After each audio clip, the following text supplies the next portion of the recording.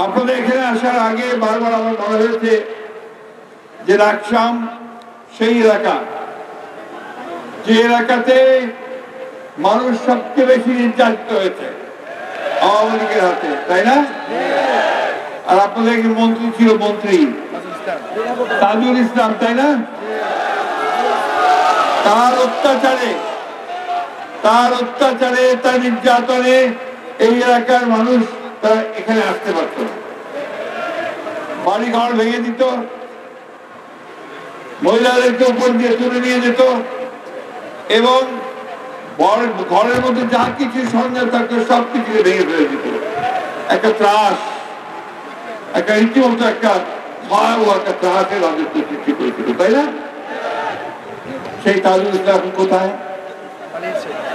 কোথায় বলেন?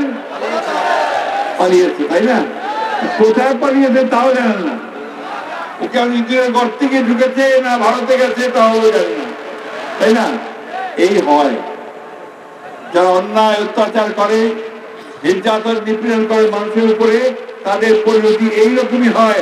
ওই হাসিনার মতো পালিয়ে যেতে হয়, তাজুল ইসলামের মতো পালিয়ে যেতে হয়, তাই তো?